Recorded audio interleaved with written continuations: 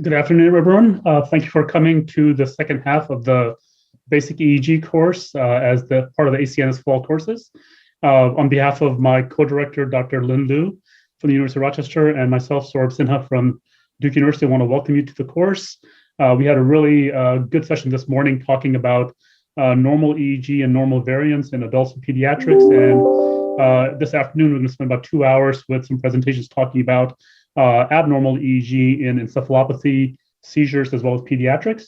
Before our first speaker, we do have time for questions and answers, as well as a series of cases after each presentation. For questions, please type them using the Q&A button under your Zoom link, and we'll organize them there and then get to them after the presentation. Our first speaker today is Dr. Emily Johnson from Johns Hopkins University, where she is an assistant professor. Dr. Johnson completed her medical degree at Hopkins, went to the Brigham and Women's for her residency in neurology, and then returned to Hopkins for fellowship in both clinical neurophysiology and epilepsy. Her clinical and research interests are mainly cryptogenic seizures in the elderly, and actually there's a really nice paper in this week's Neurology on that topic from her, and also epilepsy in women of childbearing age. Her presentation today is titled The EEG of Encephalopathy. And here we go.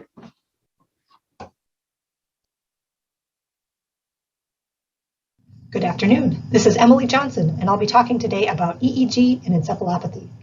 I have no relevant disclosures. We will be talking about the role of EEG in encephalopathy, specific patterns of encephalopathy, reactivity, variability, and stimulation, and finally, the difficulties of distinguishing encephalopathy from epileptiform activity. The EEG plays a special role in encephalopathy. MRI and CT of the brain can provide structural information, but EEG provides important information about brain function. EEG can help assess the depth of encephalopathy, the extent of brain damage, and help differentiate sleep or normal EEG from encephalopathy, and can be also used for prognostication. Structural etiologies tend to change the EEG by causing slowing. In situations with cortical damage, this can cause slowing of the posterior dominant rhythm or theta range slowing. When there's subcortical white matter damage, this tends to cause more polymorphic delta slowing. Any of these types can be focal or generalized, depending on the location of the structural etiology. Toxic, metabolic, and infectious encephalopathies alter the EEG through several mechanisms.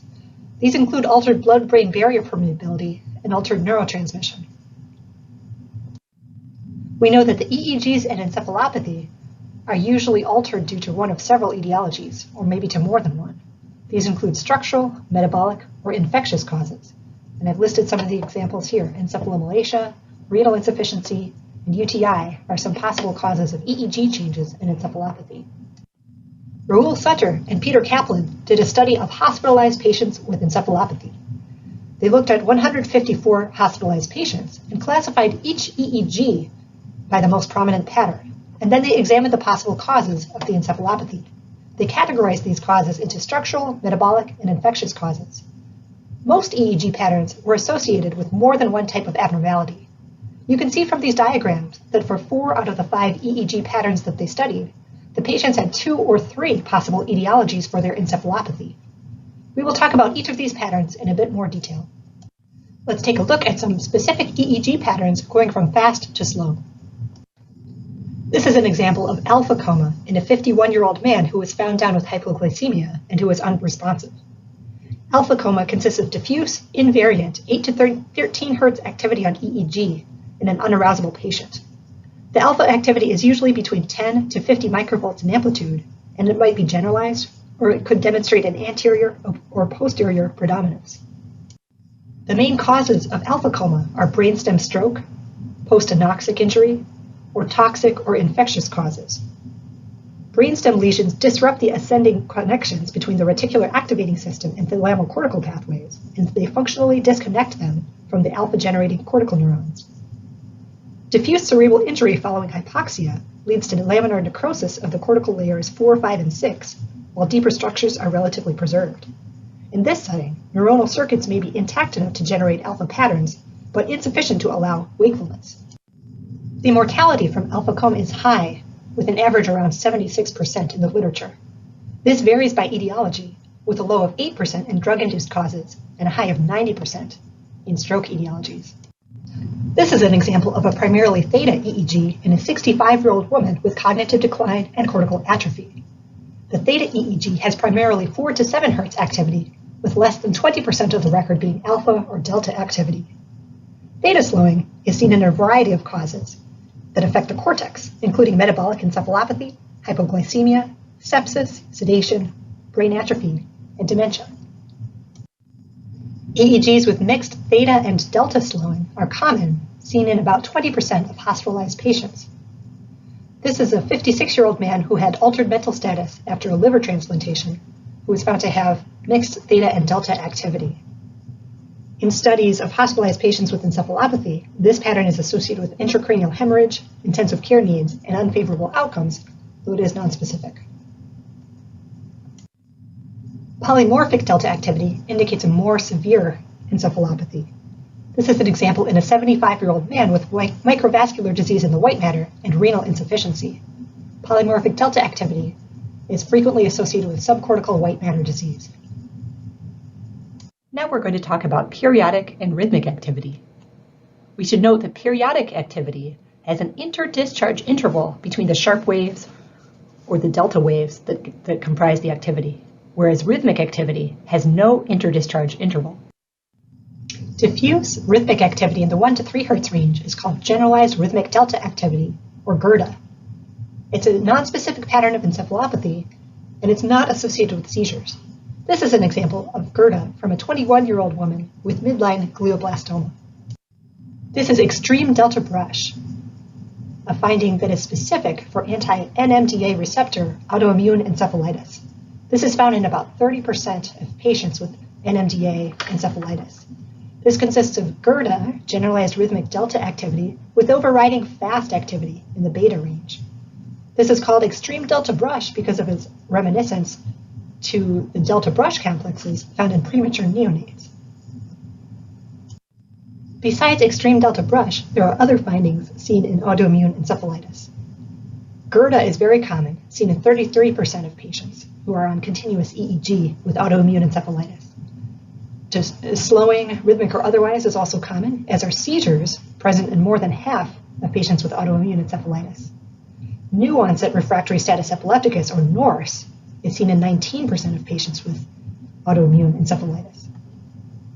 Besides extreme delta brush, the others are not specific for particular types of encephalitis. Generalized rhythmic delta activity that is intermittent and frontally predominant was previously known as frontal intermittent rhythmic delta activity, or FIRDA. This does have an association with structural etiologies, with a purely structural cause seen in 33% of patients. This is an example from a 67-year-old woman with meningioma. Previously, FIRDA was thought to represent increased intracranial pressure, though this is not always the case. Rhythmic delta activity that is unilateral or highly asymmetric is called lateralized rhythmic delta activity, or LRDA. Some of the common conditions causing LRDA are intracerebral and subarachnoid hemorrhage, stroke, tumor, TBI, and infection. Seizures are common in patients with LRDA, occurring in about 25 to 50% of patients with LRDA. And seizures are more common with higher frequencies of LRDA. Bilateral synchronous discharges occurring at a regular interval with space between one discharge and the next are known as generalized periodic discharges. These are a common pattern in brain injury, as in this example of a 25-year-old man whose status post-cardiac arrest. GPDs are associated with an increased risk of seizures if they're seen on EEG, especially if they are at a higher frequency, 2.5 Hz or above. Generalized periodic discharges with triphasic morphology were previously termed triphasic waves. These are prominent waves consisting of 3 phases: a negative sharp component, a positive deflection, and a negative deflection leading into a slow wave. These typically have an anterior to posterior lag. They can occur singly or in bursts or in continuous runs with a frequency of 1.5 to 2.5 Hz, and they usually have an amplitude of 50 to 300 microvolts. These were initially described in the setting of hepatic encephalopathy, but they are now described in many other situations. We know that marked hepatic encephalopathy or other toxic encephalopathies are sufficient to produce triphasic waves. However, more mild conditions such as UTIs or a mild electrolyte balance can also cause triphasic waves when they're occurring on a background of white matter disease or subcortical or diffuse atrophy. A specific type of GPDs is associated with sporadic Creutzfeldt-Jakob disease. These sharp and slow wave complexes are seen in sporadic CJD, and they recur every 0.5 to 4 seconds. If there's myoclonus, it is not necessarily time-locked to the discharges. Important to note, variant CJD is not associated with these periodic discharges, and this EEG pattern may be absent even in severe variant CJD. Earlier in the course of the disease, the EEG may just consist of generalized slowing, but within several months, periodic discharges usually appear. These are most often generalized, but they could sometimes be unilateral or asymmetric. Subacute sclerosing panencephalitis, or SSPE, is fortunately very rare in this country at this time, but electroencephalographers must be aware of it. SSPE is a chronic encephalitis that occurs an average of 6 years after measles virus infection. In SSPE, a long interval separates very high voltage periodic discharges or polyphasic bursts. The interburst intervals last from 4 to 10 seconds, and the bursts themselves are 0.5 to 3 seconds. Early in the course of SSPE, periodic discharges may be unilateral or bilateral. In ambulatory patients, these typically recur every 5 to 7 seconds. The activity during the interburst interval may be suppressed or not necessarily suppressed. In one study, the EEG background remained normal when the EEG interburst interval exceeded 7 seconds, but the background became abnormal as the complexes became more frequent. As the disease progresses, the periodic discharges occur more frequently and are time-locked with myoclonic jerks. These discharges disappear late in the course of the disease. Periodic discharges that are unilateral or highly asymmetric are called lateralized periodic discharges, or LPDs. These were formerly known as PLEDs. The most common causes of LPDs are stroke, infection, tumor, and hemorrhage. And LPDs are often associated with clear-cut seizures, with about 50 to 100% of patients with LPDs also having electrographic or electroclinical seizures. LPDs are associated with high likelihoods of mortality or bad outcomes at hospital discharge. Periodic discharges occurring independently on both hemispheres are called bilateral independent periodic discharges, or BIPDs. These are also highly associated with seizures and with a high risk of a poor outcome. An important cause of encephalopathy or coma in ICU patients is non-convulsive seizure activity. This can only be detected on EEG, and depending on the study, occurs in about 30% of ICU patients with encephalopathy. This is an example of focal non-convulsive seizure activity, where we see evolving seizure activity over the left hemisphere. This was a 32-year-old man with altered mental status who had no clinical sign besides his mental status and was found to have recurrent focal seizures on EEG. This is an EEG in a 72-year-old woman who was ambulatory and conversant. She had intermittent episodes of confusion, during which her only signs were some difficulty with math and some difficulty with the date. She had a dramatic improvement in her mental status and on her EEG after she received lorazepam.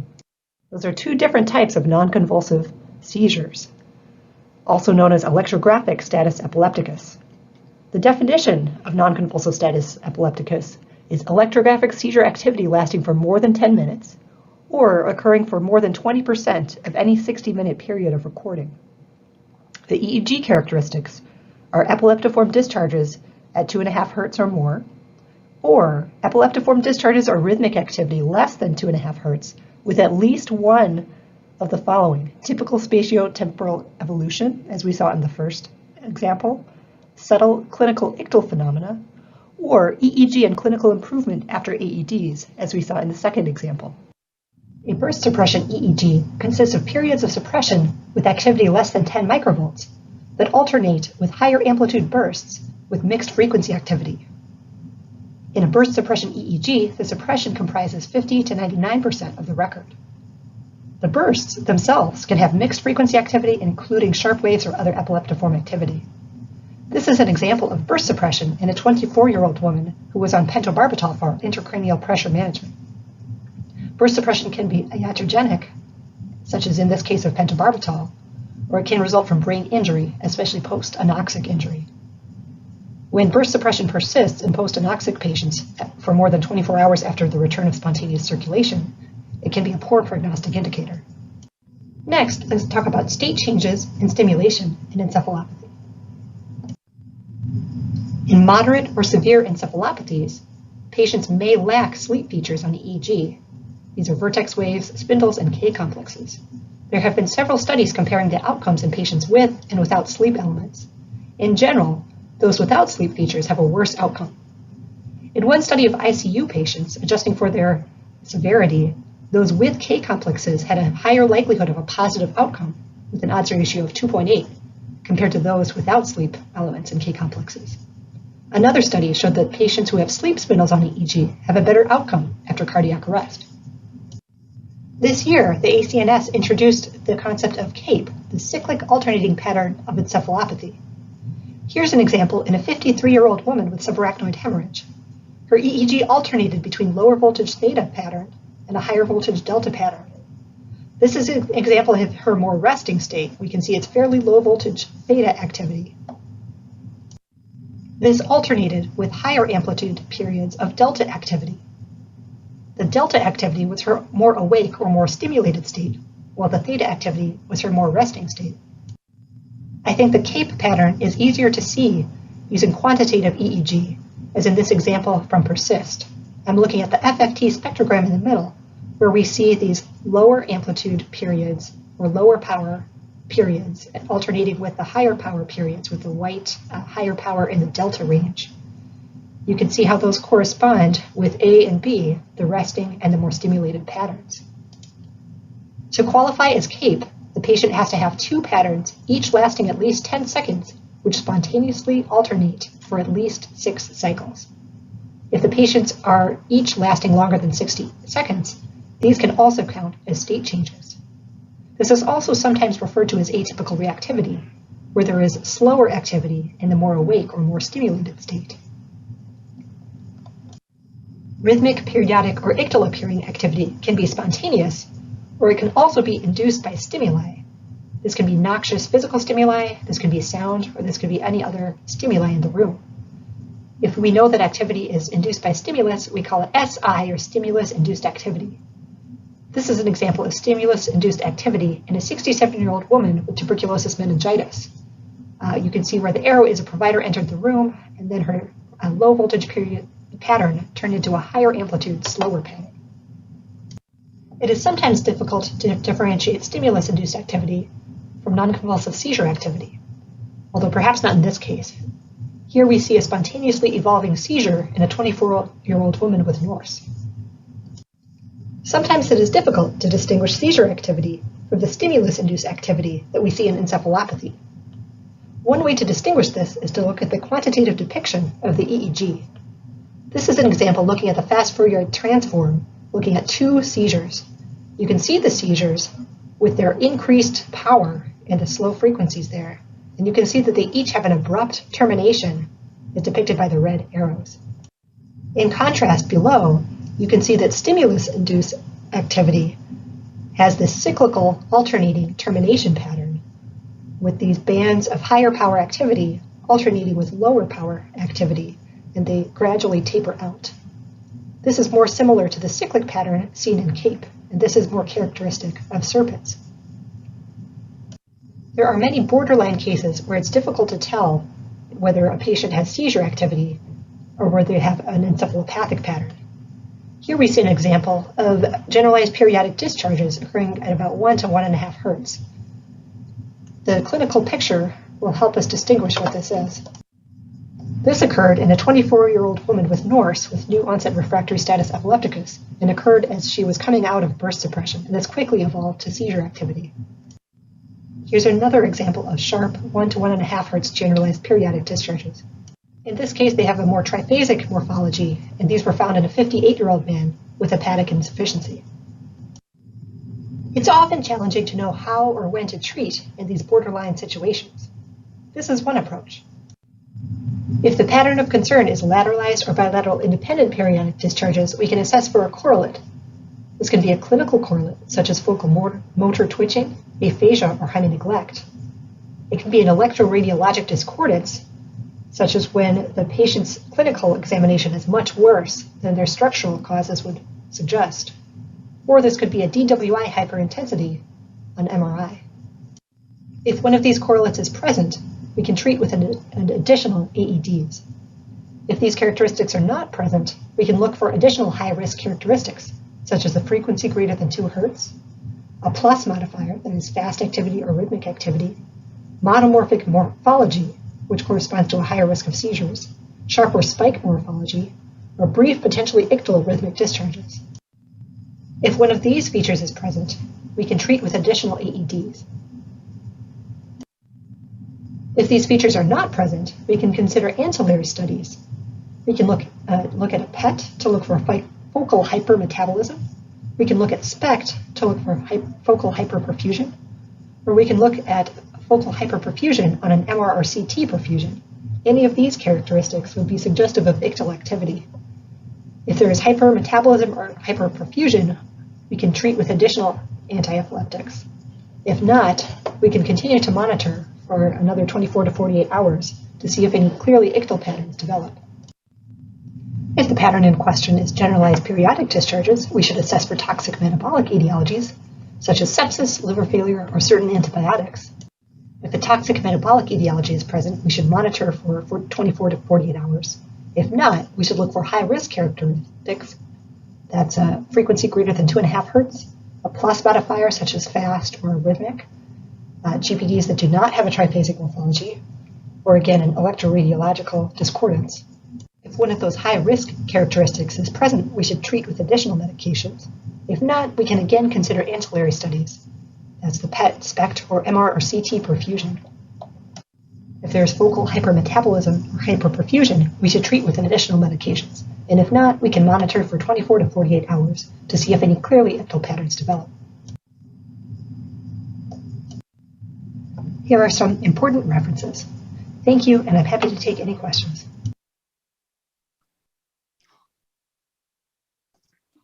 Thank you, Dr. Johnson. That was a wonderful talk. I know you answered one question already in the chat, but I thought maybe you could go ahead and ask that for the rest of the speakers or for the rest of the audience about non-convulsive status and its definition. Yeah, absolutely. Great question. So we typically think of status epilepticus as being 5 minutes or more. The new ACNS EEG terminology as of this year actually lists non-convulsive or electrographic status epilepticus as 10 minutes or more. So I think that is a change. Yep, absolutely. And I mean, it's when there's not a clear clinical correlate, it's sometimes hard to define, and the times are somewhat arbitrary, but that is the new definition. Great. If there are any other questions, again, please just put them into the Q&A. And if there's not, then I know Dr. Johnson has some cases that she wanted to share with us. So I'll let you go ahead and share your screen, Dr. Johnson. Perfect. Thank you. I think it's going to take a minute to start sharing here. Great. Okay. So I have some sample cases. And I would love it, let me see if I can see the chat as well. I'd love it if you can take a look at this, say what you see, say what you think it is. Is it symmetric or asymmetric? If it's asymmetric, which side is worse? What do you see and what's a possible clinical correlation? I'll look at the chat for this. Yeah, please just go ahead and put your comments into the Q&A or the chat, and we'll see them both.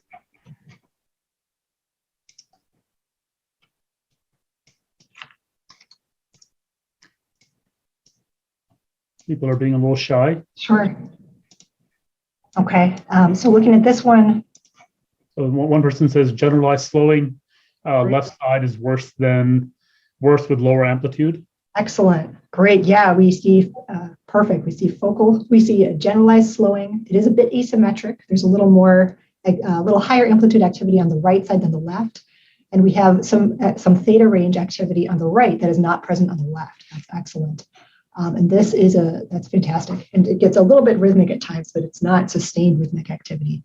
Excellent. So we see that dropout of faster frequencies on the left. So this was a case, this was a 58-year-old man with small vessel disease and a small stroke that was on the left hemisphere, and he had sepsis. So excellent. This is probably delta theta EEG with asymmetry. Excellent. Okay, here is the next case. Any observations about this one?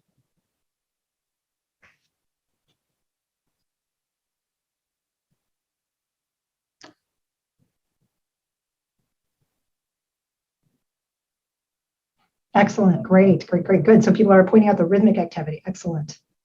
Excellent. So this is, so we're seeing asymmetry again. We're seeing slowing on both sides, but maximal on the right, and it is rhythmic on the right. So we call this right-sided LERTA, and this was a case from a 29-year-old woman who had metastatic choriocarcinoma, and she had a metastasis on the right hemisphere. Excellent.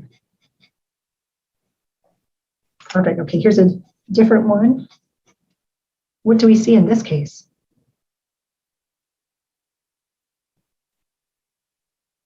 Any observations? Great, good. Okay, I'm seeing. Great. Okay, I'm seeing periodic discharges. Absolutely. So here, perfect. Great. We see an asymmetry. We see some discharges on the left side that are regular and periodic.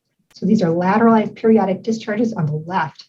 Probably a little slowing bilaterally on the right as well, but much worse on the left.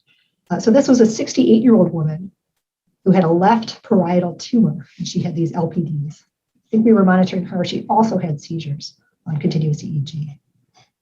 Great, okay. Any observations about this case? Thank you for typing things in. This is wonderful.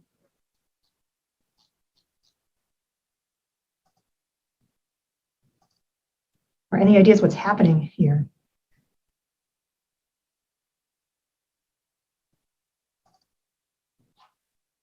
Oops. Excellent, good. Okay, someone put it, thank you. We saw CAPE. So this is suppression or low voltage activity. And then I didn't mark it on here, but we do have a provider coming in and this patient being aroused. And we see this now slowing, this delta slowing, picking up. Yes, absolutely. And some people are guessing the etiology, absolutely. Diffuse anoxic. So this is a 38-year-old man who was on ECMO and had a previous cardiac arrest, so did have injury. Wonderful. Okay, any guesses as to this one? Bonus points if you make a guess as to the clinical scenario.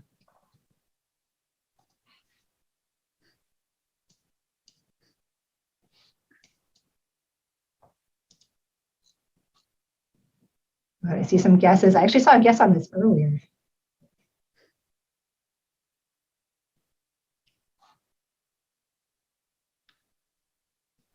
We have a few alpha. Oh dear, I'm sorry. Okay, so we see, so I'll describe, so I'm seeing some generalized activity that's fairly rhythmic. Yep, and there's absolutely some excess beta activity superimposed. Fantastic. So this is a very special one.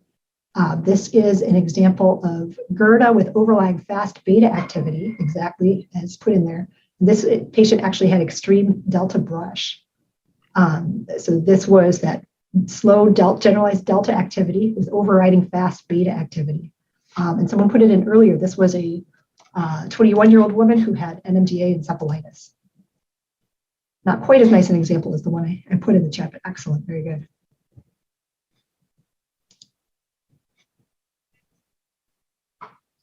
Okay, give you a minute to look at this next one.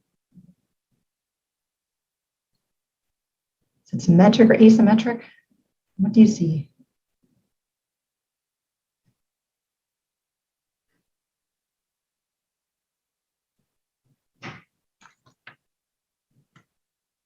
So this is asymmetric, and I see slowing on both sides, but worse. Excellent, great, excellent. Oh, worse on the right, higher amplitude on the right, and we have some rhythmic activity on the right, kind of in between periodic and rhythmic.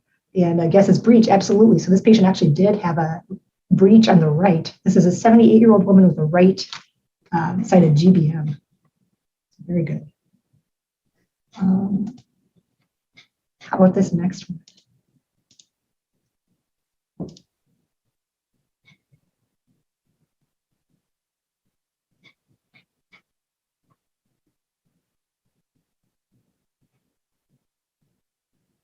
Excellent, good. Yep, so we see slowing. Yes, perfect. We see slowing and we see these generalized discharges, and some of them do have a very typical triphasic morphology with the, not sure if you can see my mouse, but especially the one that's centered there. We see an upgoing wave, then a negative deflection, and then a positive deflection, and then going into a large negative slow wave. Perfect. This was And this was a 35-year-old woman with hepatic encephalopathy.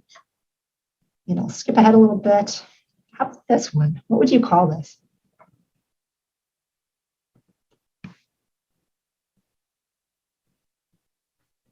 What would you call this? And any guesses? Great. Yep, good. Great. So a couple different guesses. Yeah, so this, it looks like this is some frequent generalized periodic discharges. And this was indeed a post-anoxic patient. Oh, very good. There's a couple more. Excellent. Post-anoxic patient. And this patient we did think was in electrographic status epilepticus post-anoxia. Some of the discharges are more than 2 hertz, and the clinical picture was status. So very good. These are some challenging ones. And let's do this. This will be the last one. What do we see here?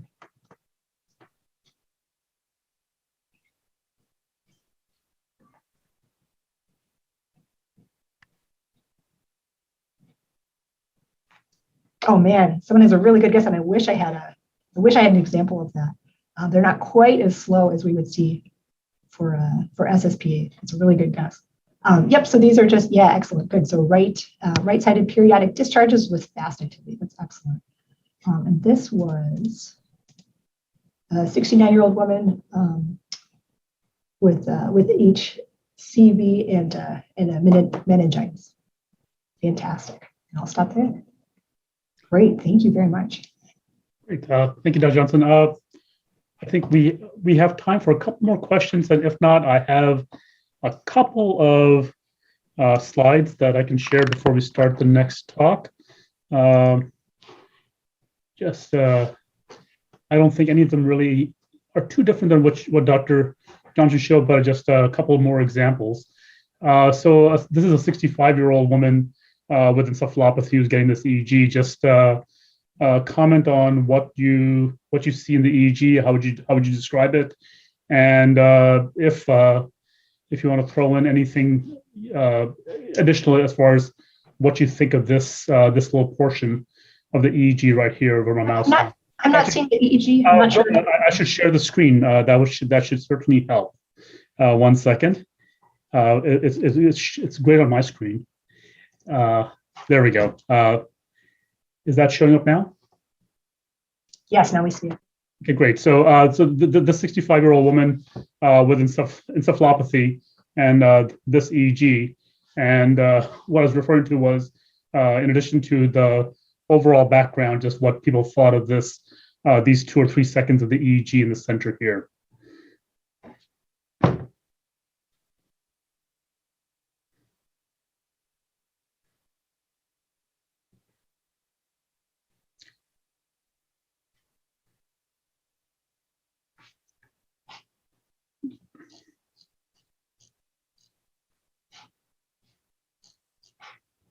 So, essentially a diffusely slow EEG delta pattern makes mostly a little bit of muscle artifact over the temporal regions, nothing terribly exciting, looks fairly symmetric.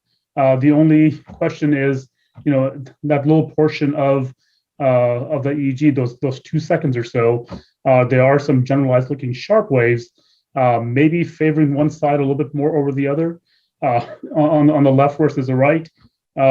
But fairly symmetric. How concerned would you be about that? Is this something that should be concerning for a focal abnormality over the left central region, or is this instead just encephalopathy with some generalized periodic discharges there? Does this meet the criteria for a generalized periodic discharge?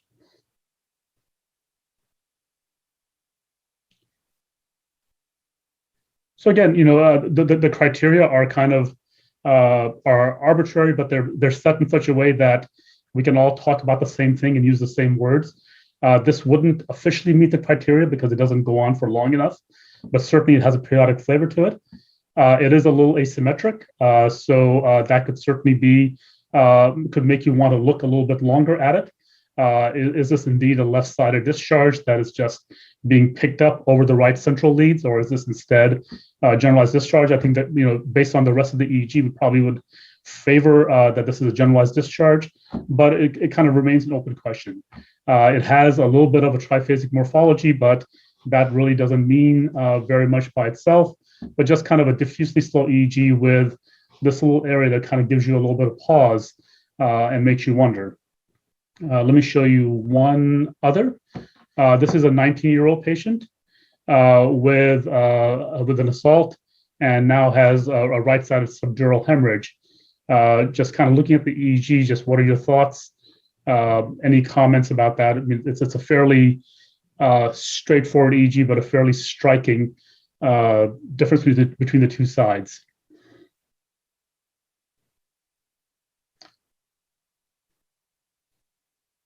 And, and this is where it certainly becomes important when you're describing a EEG background. Sometimes it's really important to not be forced into trying to use one description to describe the whole EEG. And in this one, you really have to describe the two sides separately. The left side, has a fairly not quite alpha, but certainly up to a theta frequency background with some delta frequencies towards the front.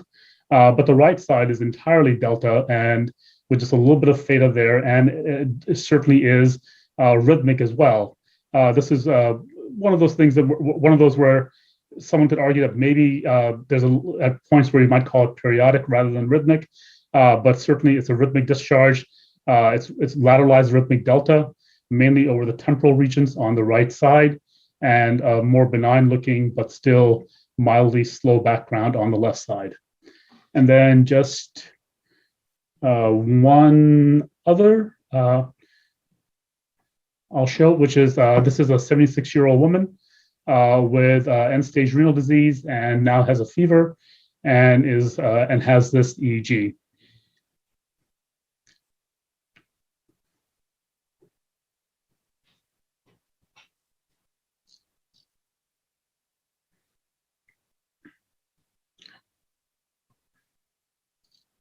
So I don't know. So some people are suggesting some LPDs. Right. So LPDs on the right is on the left is certainly one concern here. Someone else is saying that these could be GPDs as well. And again, there certainly is an asymmetry there, but certainly you can see the activity over both hemispheres. So again, I think this is one of those where you really have to kind of look at it a little bit longer and ask yourself if this is a lateralized discharge or a generalized discharge. And certainly, if it is generalized, it's an asymmetric discharge. And certainly the significance of those discharges can be quite different depending on which one of those is.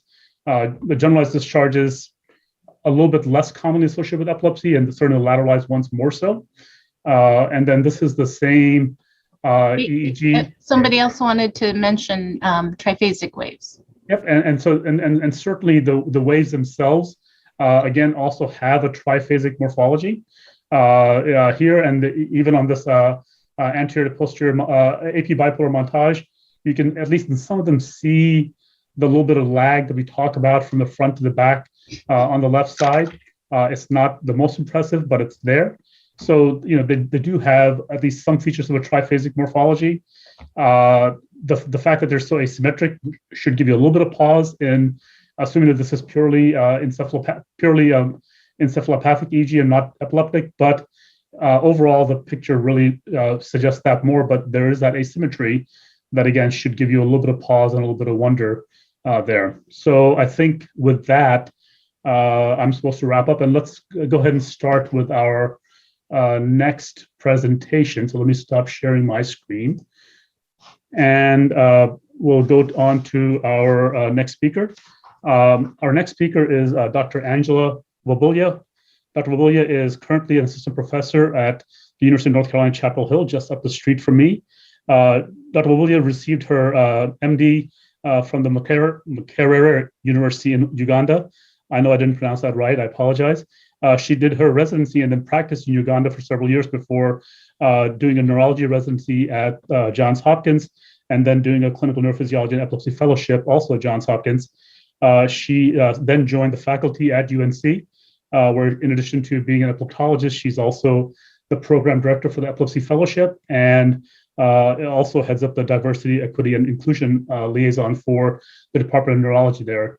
And so it's my pleasure to introduce Dr. Padilla and her presentation on the EEG in epilepsy.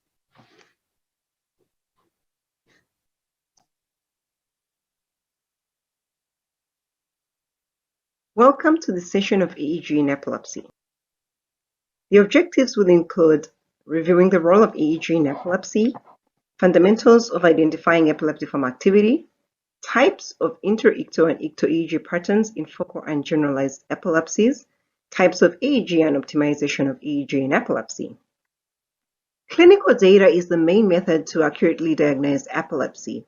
However, EEG is the most vital supplemental test. Let's review the common indications of EEG in epilepsy. EEG is vital in the diagnosis of epilepsy. Recently, the classification of epilepsy allows us to make a diagnosis of epilepsy after one seizure if a patient has a higher risk of seizure recurrence. Some of the tools used to determine this risk include EEG. Finding epileptiform activity would meet such a criteria. In addition, EEG is helpful in the classification of epilepsy and epilepsy syndromes and in distinguishing epileptic from non-epileptic events. EEG is also important in the monitoring of response to treatment in patients with epilepsy, as well as guiding anti-seizure medication withdrawal. EEG may be obtained during a seizure, which we like to call ictal, or between a seizure called interictal. Epileptiform discharges are the only interictal finding with a high seizure correlation. However, other features, such as the background, may be helpful in the diagnosis and prognosis. In trying to determine if a transient you're looking at is epileptiform or not, it's important to follow an algorithm. Ensure that your settings, such as your sensitivity, your filters, and your time base are correctly set. Then ask yourself, is this transient physiological artifactor? Is it cerebral or not? Is it abnormal or not? And if it's abnormal, is it specific for epilepsy? If it's epileptiform, is it focal or generalized? And if it's focal, does it have a field? Now let's take a look at the criteria that would help us to determine if a discharge is epileptiform or not. Mustafa and others describe 6 features that we can look at. The patient just has to have 4 out of the 6. The waveform should have a di or a triphasic morphology with a pointed peak. The duration of the waveform should be different from the ongoing background. The waveform is asymmetric in that the upslope is much steeper than the downslope. The waveform should have an aftergoing slow wave or may have an aftergoing slow wave and may disturb the background. The waveform should also have what we call a physiologic field. We should have a discharge that appears to be here, skips a few leads, and then is seen on another lead. That would not be a physiologic waveform. Now let's take a look at the rules of localizing a potential. Most commonly, you're going to use a bipolar montage. You're looking for a phase reversal. There are 2 types of phase reversals. A negative phase reversal is what we commonly look for, as seen in this area here. The phase reversal is at the point of maximum negativity. In this area, G2 is likely to be associated with the cause of the signal. On the flip side, you may also have what we call a positive phase reversal. Now, this is not very commonly seen in epilepsy. However, there are special situations where that may actually still implicate epilepsy. The discussion of this is for another time. A bipolar montage may be limited in certain areas, for example, in frontopolar and occipital, where you will not have a phase reversal. In such situations, when you see a signal, we recommend using a referential or circumferential montage. In looking at a referential montage, you're looking at the area that has the highest amplitude. That would likely be the source or closest to the source of your signal. You can still use the referential montage even when you have a negative phase reversal to just confirm what your area of maximum negativity is. Let's take a look at this example here. We have a left temporal bipolar chain and a left temporal referential chain. In this area here, we are seeing a phase reversal at T7. And so we'd expect that on the referential montage, we'd have a highest amplitude at T7. Looking down here, that's exactly what we see. So this EEG does follow the rules of localizing a potential. Having said that, the signal amplitude may also vary depending on a number of issues. For example, inter-electrode distance, the longer the distance, the higher the amplitude it could be. The difference in the voltage between the two inputs, the synchrony at a given frequency. The higher synchrony, the higher the amplitude. If you have a higher number of neurons that are involved in generating the signal, the amplitude is going to be higher. The location of the generator, if it is closer to the area where you're capturing your EEG, you're going to have a higher amplitude. And then structures between the source and the electrodes that are recording. If you have a scale defect, you're going to have a higher amplitude. If you have a subdural pleat, for example, that's obstructing that connection, you're going to have a dampened signal. Now let's take a look at the common inter-ictal-epileptiform discharges that you may come across. Here we have a spike that's reserved for a discharge that is 20 to less than 70 milliseconds, a sharp wave, 70 to 200 milliseconds, a spike and slow wave.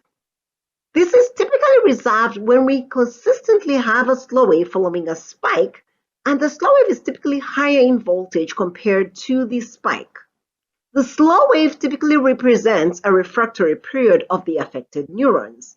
You may also have a sharp and slow wave, slow spike and slow wave, polyspike and slow wave, polysharp and slow wave, polyspikes, and then you have these complexes that have multiple sharps or multiple spikes. And in the recent terminology, if these discharges are greater than 0.5 seconds but less than 10 seconds, we would call these brief, potentially ictorhythmic discharges or bursts. Next, let's take a look at the common EEG patterns you may see at the start of a seizure in a patient with epilepsy. I should mention that ictal discharges are not necessarily a repetition of inter-ictal epileptiform activity, except in certain types of seizures like absence seizures. However, these are the common types of discharges that you may see. You may see rhythmic evolving theta, delta, or alpha frequencies. You may have rhythmic spiking, spike wave discharges, electrodecrement or low voltage fast activity, and actually you may not have any EEG change. Now let's take a look at EEG in focal epilepsy. We will concentrate on the most commonly seen epilepsies. Looking here, we'll start with temporal lobe epilepsy. The interictal activity in temporal lobe epilepsy may take on a form of temporal sharp waves or spikes, and these are pretty specific for epilepsy.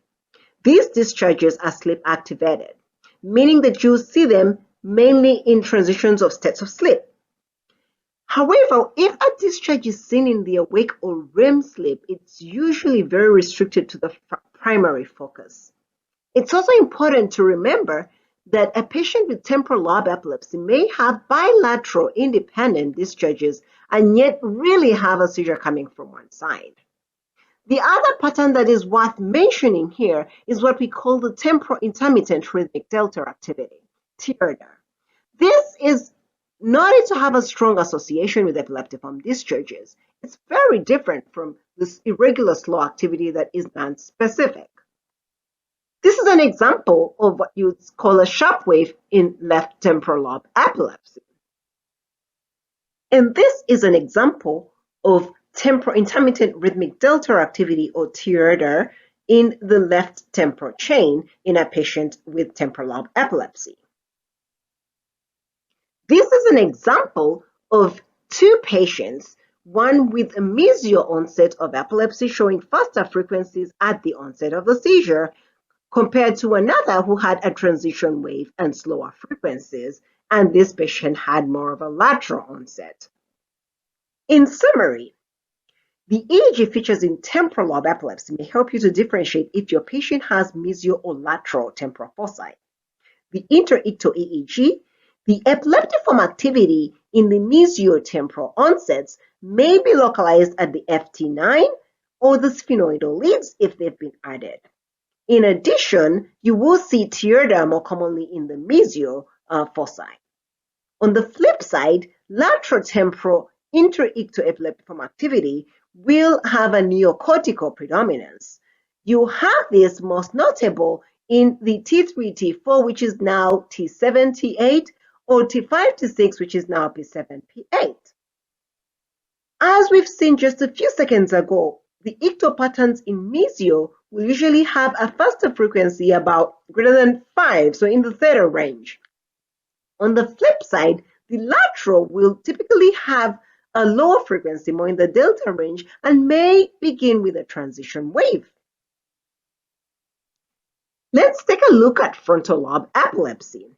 Just like temporal lobe epilepsy, if the seizure onset is on the lateral or the dorsolateral side, the interictal EEG may have discharges, as shown here, where you're having frontal lobe discharges in the left regions. On the same token, for the ictal seizure patterns, that's during the seizure, the EEG may begin before the clinical onset. Now, when we compare this to medial frontal or orbital frontal, the interictal EEG may not have any discharges or may have multifocal interictal epileptiform activity.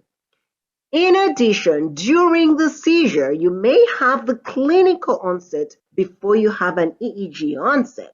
In this example, the patient has a clinical onset before you see some fast activity over the left frontal regions. Again, this is more in the left frontal central regions. Now, looking at the EEG in the parietal and occipital lobe epilepsy, the interictal EEGs may actually be somewhat misleading. You may have bitemporal, multifocal, or even generalized discharges. In addition, you may end up having a very quick spread in the ictal time, and the seizures may appear as though they are temporal or frontal.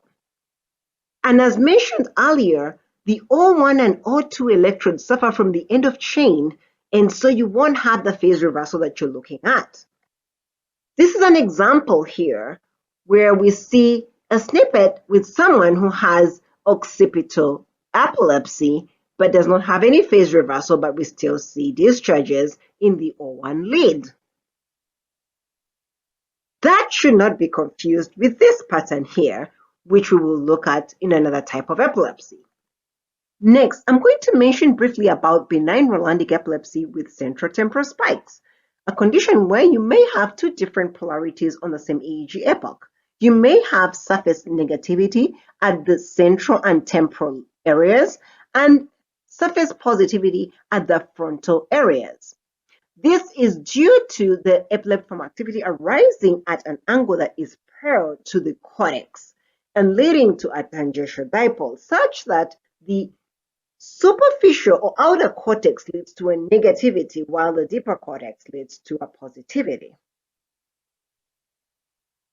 Let's look at EEG in generalized epilepsy.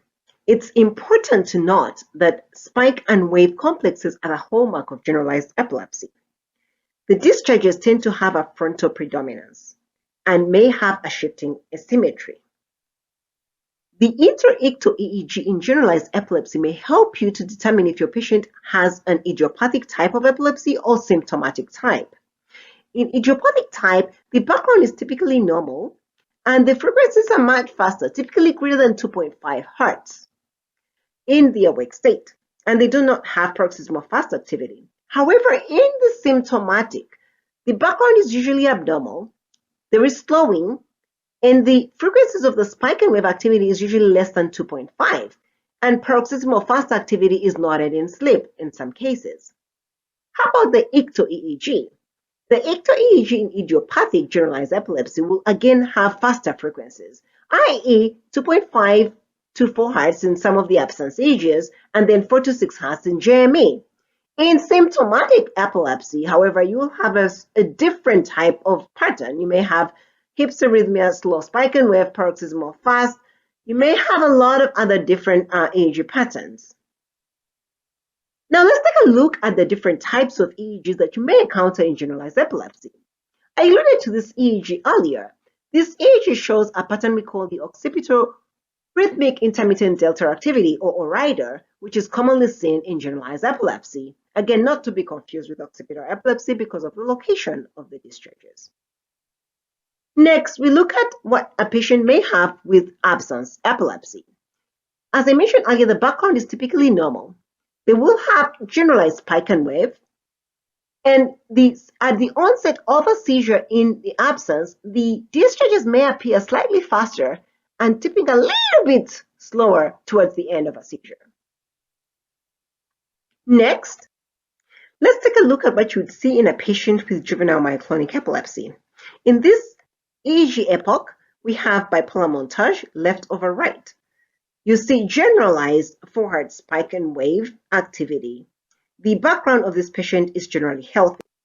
The same patient has polyspikes at the time they have a jerk, and then the polyspikes continue, and then the patient ends up having a bilateral tonic-clonic seizure.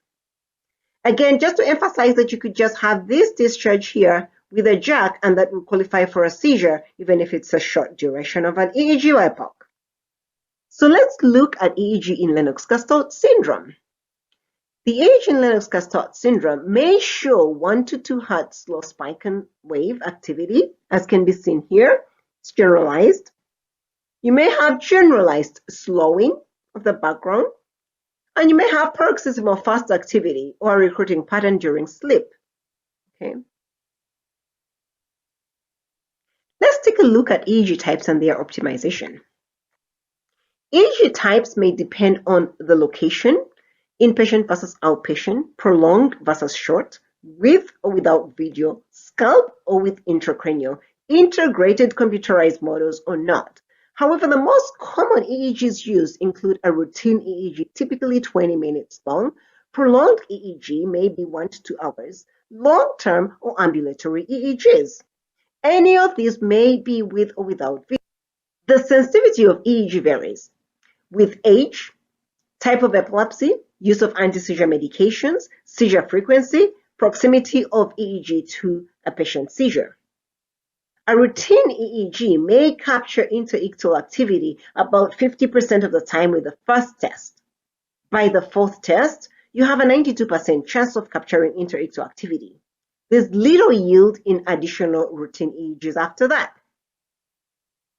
The sensitivity of the EEG may be increased by using the following: either spontaneous sleep or sleep deprivation, hyperventilation and photic stimulation in generalized epilepsies, personalized stimulation, prolongation of an EEG, timing of the EEG closer to the patient's seizure, or time of when they potentially could have a seizure, or additional leads.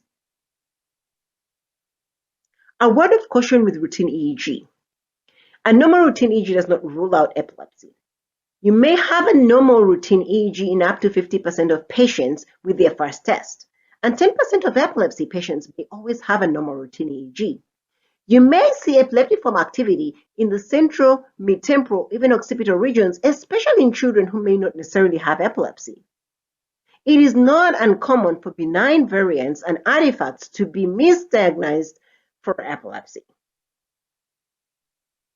A brief mention about the role of video EEG in epilepsy. In doubt of your diagnosis, or if a patient fails medications, you need to consider video EEG monitoring to confirm your diagnosis and guide your next steps of management. In summary, EEG should not replace a detailed clinical history. It remains the most sensitive test for diagnosis of epilepsy. There are different types of EEGs. EEGs can be optimized to increase their sensitivity, and there is always a high potential for overreading an EEG. Thank you for your time.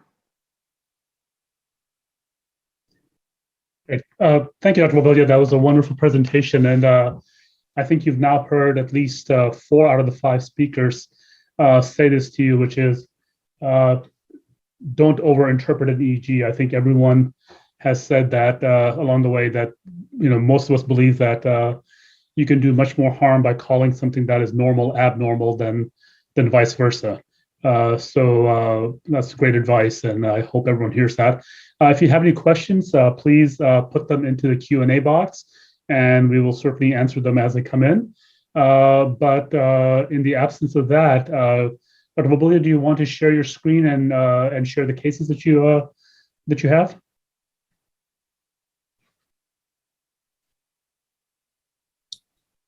Yes.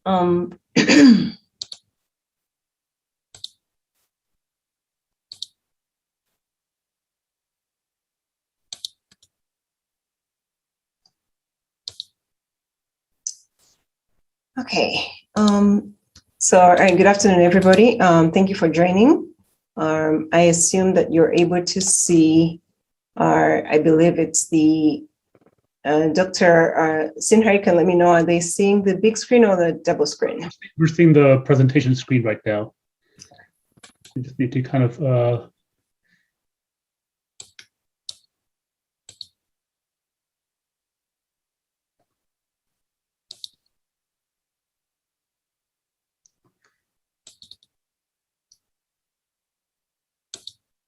Oh, shucks.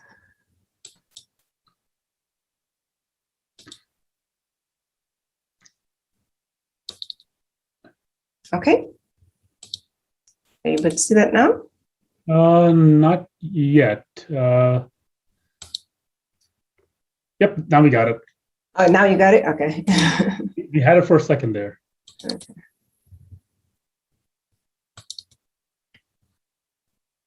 Now we're back to your presentations. Oh, I'm sorry about that.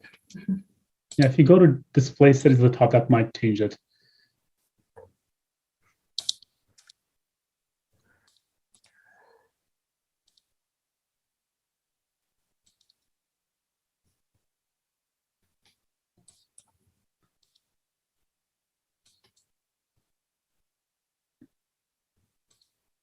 Okay. Back And to the at the top, there's where it says display settings. Sure. I think if you, I think there's a way of changing it right there.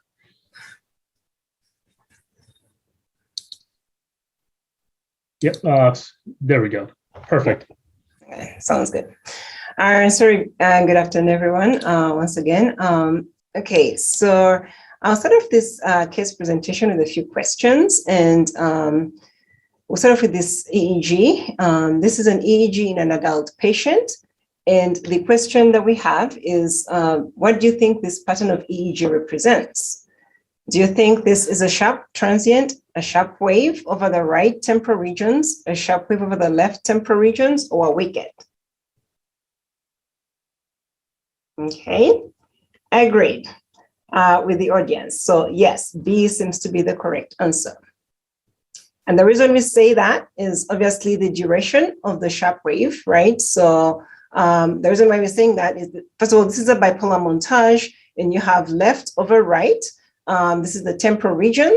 And if you look at the morphology, it does meet the criteria that we talked about for an inter-ictoepileptiform activity, in the sense that you have you have an up slope, down slope, and a slow going wave after it. The waveform is asymmetric, as you can tell here. You have a steeper up slope and then slightly comes down on the down slope. And if you look at the duration of the waveform, that was the answer there. It's actually greater than 70 milliseconds, but less than 200, making it a sharp wave. And with the basics of the montage, we'd call that a right temporal sharp wave. Next. Dr. Wabulia, there's a question in the chat about the sensitivity of occipital discharges for epilepsy compared to temporal discharges. Yeah, so that's a very good question. Would I think that, I'm not 100% sure I understand the question, but would I think that when I see occipital sharp waves, are they more specific for occipital epilepsy? Is that the question? Yeah, more specific for epilepsy in general. I don't know if they're talking about the rhythmic discharges or rhythmic delta for occipital discharges. Are those specific for epilepsy? Can you repeat that, please? If ORDA, occipital intermittent rhythmic delta activity. Not necessarily, right? But when we see it in children, obviously you have a high suspicion that this person may potentially have generalized epilepsy, is what I would say. Yeah, I mean, TERDA is certainly more specific for temporal lobe epilepsy than ORDA is for. Yes. So TERDA, and I'll talk about that in the cases as I go through them, but yes. Next, in this EEG here, the question is, what do you think this EEG shows? Does it show spikes in the frontal regions, slow activity in the frontal regions, eye movements, or brief interictal epileptiform activities? What do people think? People are picking C mostly. Okay. So yes, there are eye movements. If I don't know if you're able to see my my laser point. What do you think of this? Are these spikes? I think we had this in the earlier EEG one. What do people think? Someone said frontalis muscle artifact. Okay. Muscle artifact. Yes, so you're correct. This was just meant to see if people understood that this is not necessarily called, you wouldn't interpret this to be spikes, but really more muscle muscle artifact. And like you all rightfully said, these are eye movement artifact.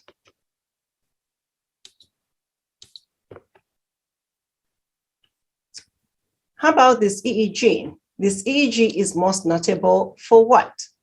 A seizure in the left temporal regions, slowing in the left temporal regions, lateralized periodic discharges, or lateralized rhythmic slowing in the left temporal regions.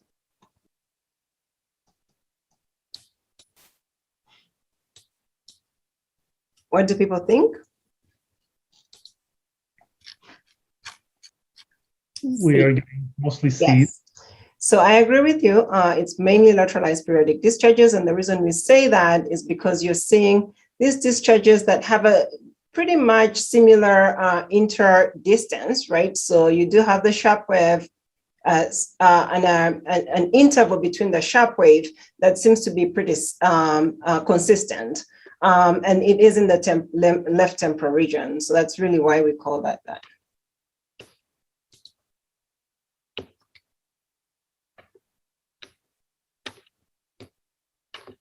What do you think this EEG pattern shows?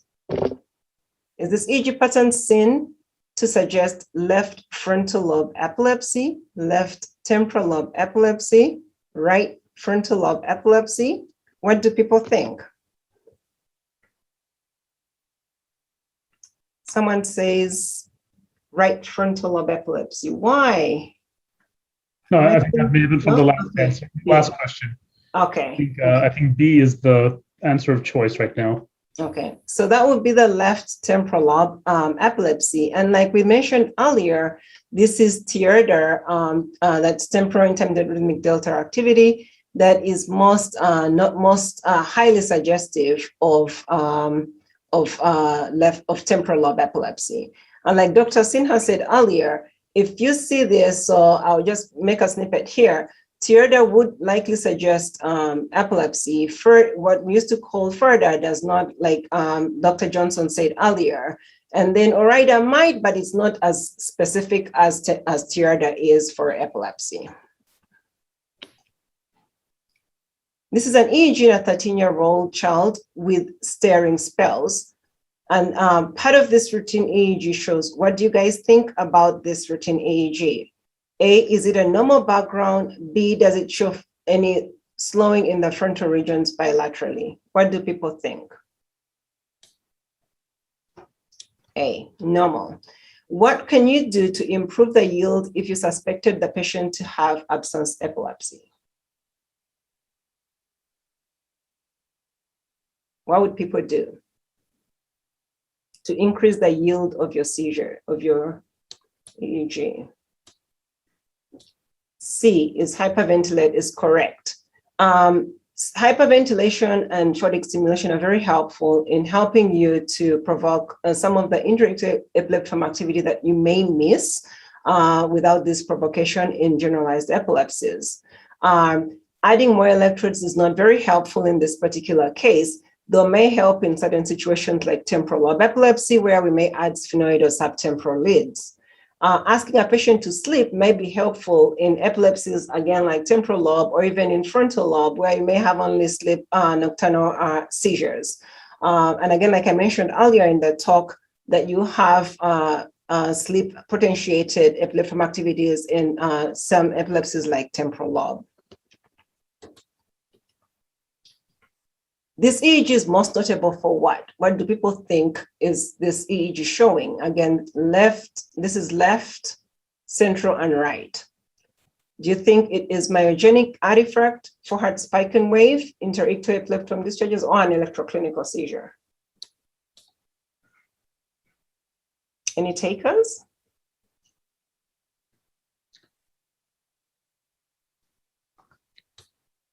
We have a B. Yeah, 1B.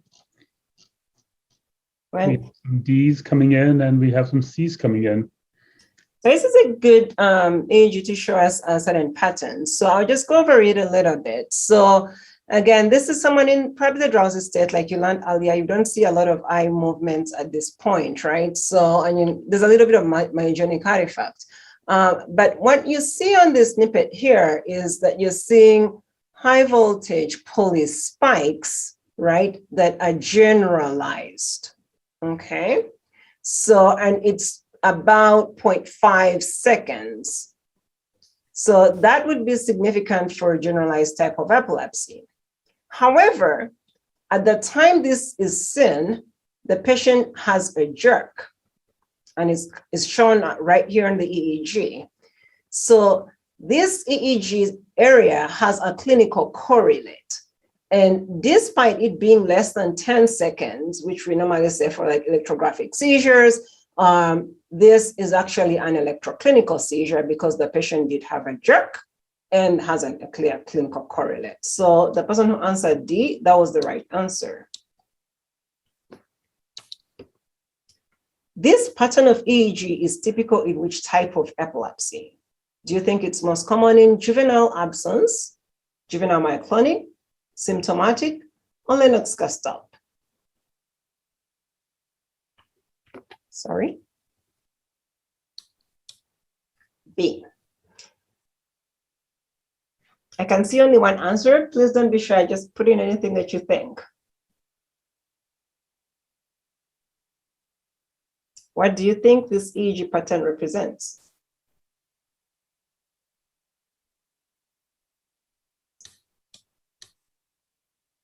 Okay, so some are saying juvenile absence, others are saying juvenile myoclonic. And so looking at this EEG pattern, again, this is left over right. And what you see here is you see forehead spike and wave discharge in a pretty normal background, right? So there's not slowing, there's not that. So probably we're knocking Lennox-Gastaut probably off and any symptomatic seizures, right? In addition to seeing the forehead spike and wave, we are seeing pulse spikes in a jerk, okay? So that's also gonna knock off the juvenile absence seizures. And just remembering what we talked about in terms of primary epilepsies or non-symptomatic epilepsies, this would actually be more representative of a juvenile myoclonic epilepsy because you do have your forehead spike and wave and you have your pulse spikes. So just remember that, that yes, it could have been absence if it was 3 hertz and spike and wave, but this is 4 hertz and spike and wave and you have pulse spikes in addition. How about this EEG here? What do you guys think it represents? This is an EEG in a child. What do you see and what do you think it represents?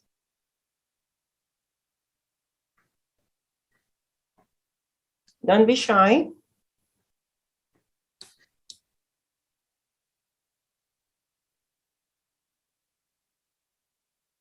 Any takers? I'll point out a little bit of things here. So you do have a slow spike and wave and a jerk and then some attenuation in the background. And then we are slipping here.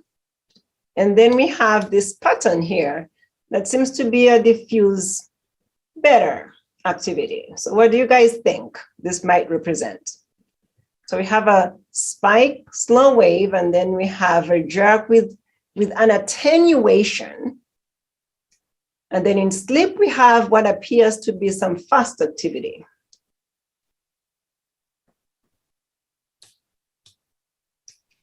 So we'll go over it. So it's unlikely, I know this might be a tough one, but it's unlikely to be frontal lobe epilepsy for a couple of reasons, right? So while in someone you may say, well, Angela, this is spike and wave that's frontal predominant, I see an attenuation. There's a little bit more to the flavor that says this is not that.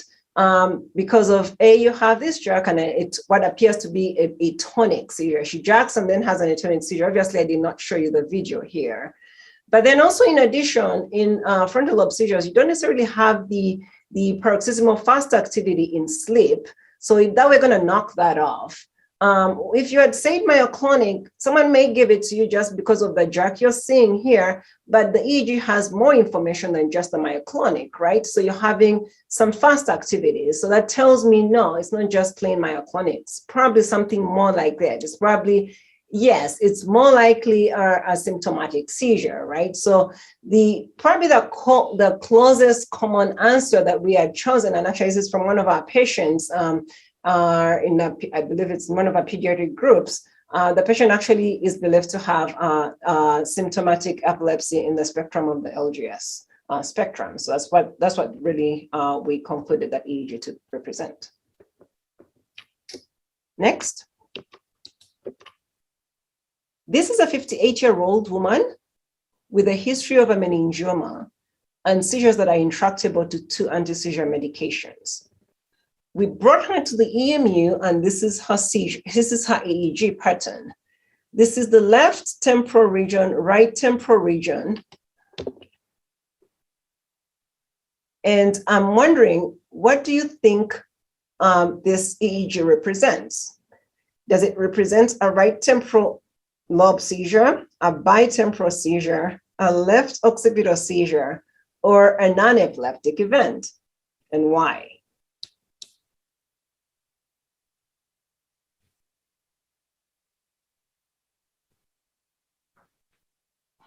Any takers? Okay. A, right temporal lobe seizure. Any other takers?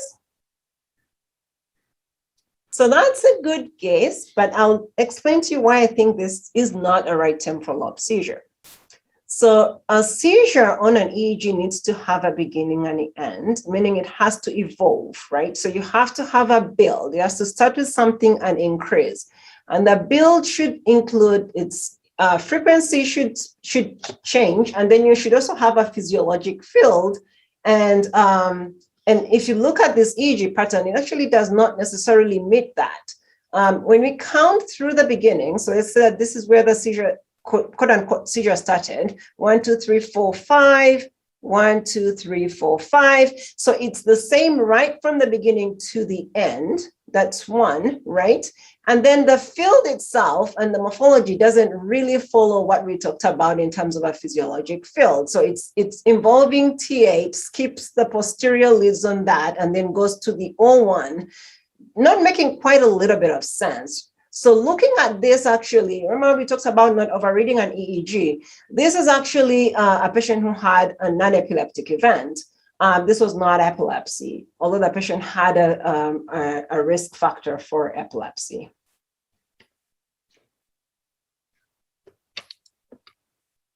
Now, this is an EEG I'm going to show you for a 32-year-old patient with intractable seizures for 28 years.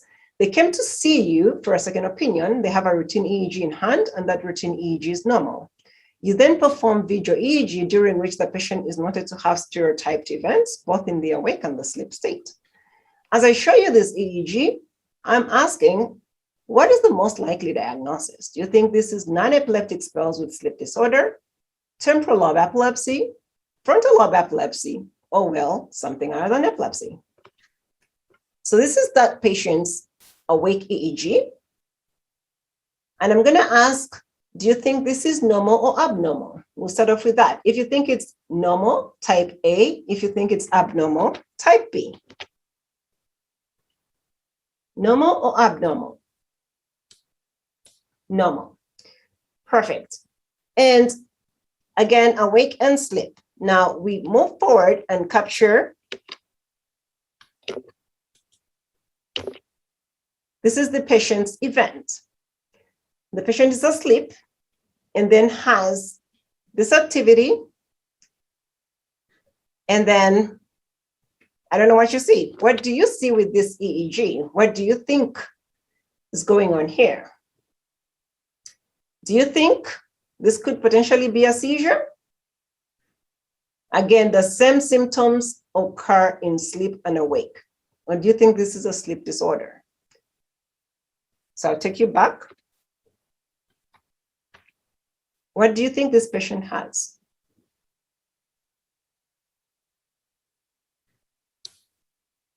REM is what I'm seeing. Motion artifact. Anything else? Okay. So let's go for the EEG again, and I'll show you why. So this patient's EEG is normal, as we talked about. In sleep, the patient comes up out of sleep, has this sudden change in background, motion artifact that is limiting our interpretation of the EEG. And that goes on for the whole duration of the event. And after it, well, you still cannot make anything out of it. But remember that these patients' events are very stereotyped in sleep and out of sleep. Okay? When we looked at the clinical correlates, although we didn't see any clear EEG change to suggest that there was an EEG correlate, this patient was actually noted to have frontal lobe epilepsy. If you remember very well when I talked about the EEG in frontal lobe epilepsy, you may not have anything on your inter-ictal EEG. And during the ictal EEG, you may have artifact and basically not have anything. So this patient was actually diagnosed with frontal lobe epilepsy and was found to have a focal cortical dysplasia, which was resected, and the patient is now a year without any seizures. Probably those are great cases, and always good to end the talk on when the EEG fails. But no, those are great cases, and so we'll move on to our last speaker for the day. Thank you. So our last speaker today is Dr. Doug Nordley. Dr. Nordley is professor of pediatrics at the University of Chicago, and also the chief of the section of pediatric neurology and the co-director of the Comprehensive Epilepsy Center there. Dr. Nordley is also a former president of the ACNS. And with that, I'm actually going to go ahead and let his presentation start on the abnormal pediatric EEG. Hi there, I'm Doug Nordley. And I'm here today to talk to you about abnormal pediatric EEG. But I'd like to do this in the context of epilepsy. There are many different types of pediatric EEG abnormalities we could talk about, but I want to constrain our discussion today to epilepsy. And I want to take you through how you and I would diagnose a patient of ours with epilepsy. Well, the first thing that we would do is we would take a history. And in the case of pediatric epilepsy, most of the time it's from the folks in the corner there. The parents are the ones that are giving us the information. And they're giving us valuable information about two things, basically. One, what is the background of the child? That is, does the child have any family history of epilepsy? Were there any antecedent events that predispose to epilepsy? Is the child developing normally or not? These are critical factors that really help us to determine what kind of epilepsy we're dealing with. Then, of course, the other feature that we pay a lot of attention to is the semiology of the seizures. And again, we're heavily reliant upon the parents' observations to tell us inform us about what kind of seizure the child is experiencing. Now, once we have this information and we do our physical exam, then we have to try to synthesize that information and put it together into what kind of epilepsy we're dealing with. And this is where the problem begins, is that unless you have a good scheme for how you're going to approach this, you have to resort to lists, such as this one of age of presentation of the different types of epilepsy. But you're going to struggle because these epilepsies, take for example the ones in infancy, are very different from one another. So this is kind of hard to deal with and hard to teach. The key for us is the EEG. And the good thing is we know an awful lot about the EEG, and we've known about it for a long time. So I want to take you through, basically, in just the next few minutes, how you can organize your thoughts with regard to pediatric epilepsy by using the EEG. And this figure tells it all. There's only 5 different categories of EEG abnormalities that you tend to see in pediatric patients with epilepsy. Now at the top, category 1, we won't spend too much time right now on the titles, but category 1 are those EEGs that are normal. So the background is normal and they tend to have no spikes, or if there are, they tend to be pretty rare. So let's put those aside. Those are unusual forms of epilepsy. We'll get back to them in a second. Now, for the other types, let's deal with the epilepsies in the northern hemisphere, if you will. So let's talk about epilepsies that are up in this region over in here. Now, you'll see 2 features that tend to be common. They tend to have normal backgrounds, and when they tend to have normal backgrounds, the spikes tend to be stereotyped. They can either be diffusely distributed or focal. If they're diffusely distributed and stereotyped spikes with a normal background, then you have generalized spike wave discharges, and what we used to refer to as idiopathic generalized or genetic generalized epilepsies. If the background is normal and you have focal stereotype spikes, then you have self-limited epilepsies. Now, in the southern portion of this, you have EEGs that have some amount of background slowing. On the left-hand side, these EEGs have diffuse slowing, and when they do, they tend to have pleomorphic, multifocal, and diffuse spikes. On the right-hand side, in the southeast quadrant, we have EEGs that have focal slowing, and when they do, they have focal pleomorphic spikes, and of course these are the focal structural epilepsies. That is basically it. You can use these categorizations to describe all pediatric epilepsy syndromes. So the top 3 have normal backgrounds and stereotype spikes if they have it, and the bottom 2 have diffuse or focal slowing associated with pleomorphic spikes.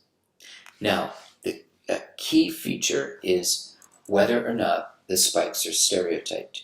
And this has been known since like the 1960s, that stereotype spikes are seen in inherently epileptogenic cortex. So they are inherited with an autosomal dominant and variable penetrance. In other words, think of them as a strong familial tendency. Now, in contrast, you can have spikes that are pleomorphic, where you have a central lesion, let's say in this case, imagine that this is a tumor. Then you can have spikes that are in the periphery of this area, and as they fire, they are going to have pleomorphic representation because the vector of each one of these spikes is going to look very different, one from the next. So, stereotype spikes in those epilepsies that have normal backgrounds and pleomorphic spikes. The top 3 have more of a familial component to them, at least with regard to the inheritance of the spikes, and the bottom 2 tend to have more symptomatic, if you will, causes, and at the very bottom, more structural. All right, let's see how this plays out. Let's take the type 1, the category 1, where the EEG background is normal and there are very few spikes. Well, this is so interesting that these tend to be, this kind of category tends to be associated with the familial epilepsies. And these epilepsies have autosomal dominant inheritance. How are you going to know this? Well, you're going to be suspicious of this from the start. When you take your family history as part of the background, part of your history of the patient, we're going to see this kind of inheritance pattern that's going to suggest this. Well, let's take an example. So a patient of mine was a 10-year-old boy with refractory nocturnal seizures. They were brief, hypermotor initially, and then he had diffuse tonic stiffening or posturing, and sometimes these postures were asymmetric. His interictal EEG was normal, shown here. And with the ictus, if you look, this is a longitudinal bipolar montage, left parasagittal, left temporal, right temporal. And you can see the buildup of ictal activity in here, this RTA pattern that's seen well at the vertex and also underlying some of this muscle artifact. This, of course, is ADNFLE and is associated with nicotinic acetylcholine receptor mutations. These epilepsies, what's cool about them is that if you pay attention to their age of onset and the type of seizures, you can often diagnose them once you know you're dealing with a category 1 EEG and you have a family history.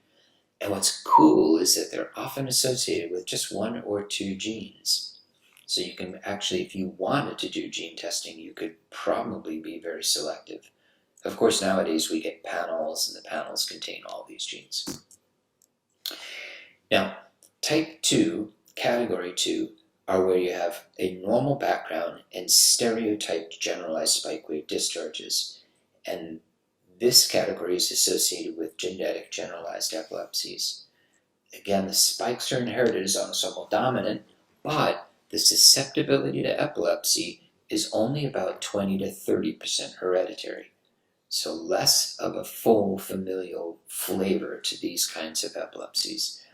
What's a classic example? Let's take a 9-year-old who has brief repeated episodes of staring with unresponsiveness. And of course, we see here beautiful 3 Hz spike wave discharges that start lower amplitude, then builds, and you have this sustained discharge here. And towards the end, you see some lower amplitude activity here, the so-called sonata form that Dr. Moshe described with N colleagues when looking at these EEGs.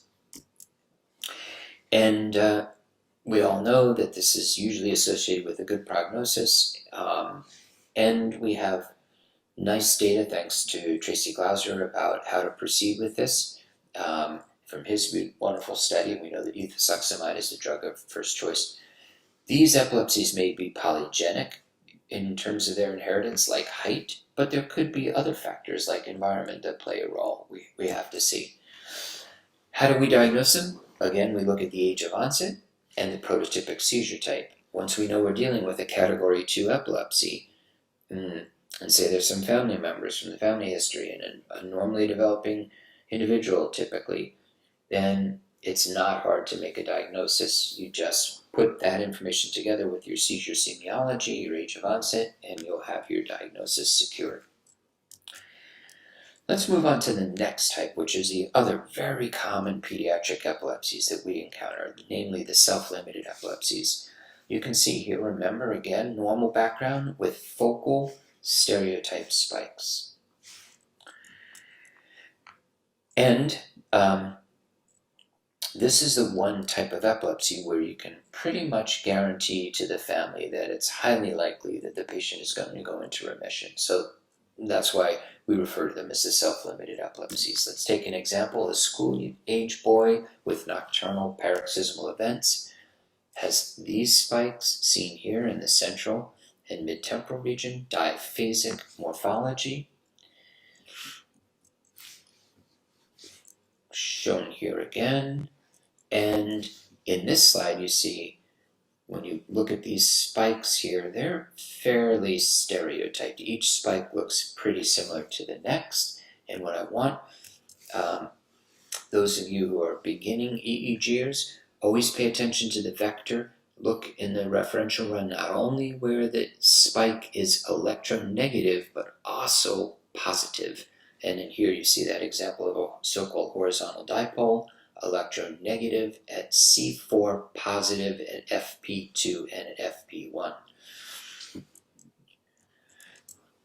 And you can see on the referential, in addition to the horizontal dipole, the vector, you can see fairly stereotyped in morphology. Okay, so we'll move along to the type 4 epilepsies. Now, this group is the group that has some underlying cause many times that produces the epilepsy and the encephalopathy. And that, if it's just this, is what we're going to refer to as the epileptogenic encephalopathy. We call it 4A in our categorization. Now, in contrast, there are some epilepsies where the epilepsy itself worsens the encephalopathy. And let's refer to those as epileptic encephalopathy. Well, what's an example of the former? We'll take a 2-year-old boy with alternating hemiconvulsions in infancy, initially associated with fever or vaccinations, who later develops myoclonus and has also prolonged but independent focal seizures. Early on, his EEG looked like this, repetitive spikes in the posterior derivations, and later he had more diffusely distributed spikes. And ictal discharges were seen arising from either hemisphere depending upon the time that we captured seizures. This, of course, is Dravet syndrome, highly associated with an SCN1A mutation. Now, the 4B, or the epileptic encephalopathies, was conceptualized by the late Professor Otohara, starting with his syndrome, going to West, and Lennox-Gastaut. He considered this a spectrum of epilepsies. I inserted LAEE, late infantile epileptic encephalopathy, which is a syndrome in between West and Lennox-Gastaut. Now, you may say, how do we recognize 4B, the epileptic encephalopathies? Very easy. If you see discontinuity or electrodecrements or both, then you're highly likely dealing with an epileptic encephalopathy. Prototypic example, a 9.5-month-old girl with sudden clusters of events of flexion of the neck and extension of arms with developmental arrest, multifocal epileptiform discharges that are often predominant in the posterior head regions, high amplitude, backgrounds above 300 from peak to trough. This is hypsarrhythmia, disorganized, chaotic, and a prototypic 4B category of EEG and epilepsy, namely West syndrome. Okay, let's turn to the last example, the last category, which are the focal structural epilepsies. And here you have focal slowing, attenuation, or both, and focal pleomorphic spikes. They account for quite a number of epilepsies, according to the research of Adberg and colleagues. And you can see here this slowing, this polymorphic delta that's evident over here in the left parietal region, pleomorphic spikes and sharp waves that are present over here. This is an example of a focal structural epilepsy, or category 5 over in here in that southeast quadrant. Now, as promised, you can take all of the epilepsy syndromes and put them in to this categorization scheme. So the categorization of your EEG leads you logically to a consideration of what kind of epilepsies you're dealing with. If you can organize your thoughts and say, I'm going to look at it from neonatal, infantile, childhood, or adolescent onset, and look, you often only have one, or at most, many times 2 or 3. In one case, you have 4 possibilities, but not hard to distinguish these usually. So it's not difficult to arrive at your epilepsy syndrome diagnosis. And we see age across this axis, and again, the epilepsies at the top, the categories at the top are the most familial, and the ones at the bottom are the most structural or symptomatic, if you will. You can put the anticonvulsant AAN class 1 data embedded in this. We've generated cards at University of Chicago that are used as educational tools with our medical students, residents, and fellows. But you can also use a categorization to help you decide when do you need to do additional testing. By and large, you don't really need to do additional testing in the top three. If you want to secure the genetic diagnosis for the familial epilepsies, you can, but of course it's really not going to change your management. What's critical is to recognize that the places we really need to do additional evaluation are down below in the category 4 and 5s. In those patients with encephalopathy, if we don't have a cause from history and imaging is negative, we should move quickly to genetic testing. And in the type 5 epilepsies that are focal structural and associated with focal pleomorphic spikes and focal slowing on EEG, imaging is key. At least a 3 Tesla with epilepsy protocol, and if that's negative, perhaps think about PET imaging or some other functional studies. So what I hope I've taken you through is the 5 steps to diagnose epilepsy. We start with the background of the patient, we superimpose the seizure semiology, then we add our EEG categorization, and that helps to guide us logically to the epilepsy syndrome, and the information from the syndrome plus the categorization tells us what additional testing we need to do to secure etiology. That's it. This is an old picture in the before times when we were able to get together without masks. So I'm sharing this with you from our colleagues at University of Chicago. Thank you for your attention, and I'm going to pause here with a few minutes remaining for questions and comments. Thank you very much. Thank you, Dr. Norley. That was just a wonderful lecture. I mean, makes me even think that I can maybe I could go out there and do some pediatric epilepsy at this point, but probably not. So if there are any questions, please put them into the Q&A. And while we're waiting for that, I know Dr. Nordley has some cases to share, and then we may have some additional ones as well. So Dr. Nordley, if you want to share your screen, that might be the easiest way to do it. Okay, thank you very much for those kind comments, and let me attempt to do that. Every time I try to do this on Zoom, I feel like I'm technically challenged, but I'm going to try doing just a portion of the screen here and see if I can make that happen. Okay, all righty. Let me move this over here, and I'll drag this over. How's that looking for you guys? Are you able to? That's good, actually. Okay, cool. Well, it's really a pleasure to be here. Nothing that I enjoy more than reading and talking about EEG.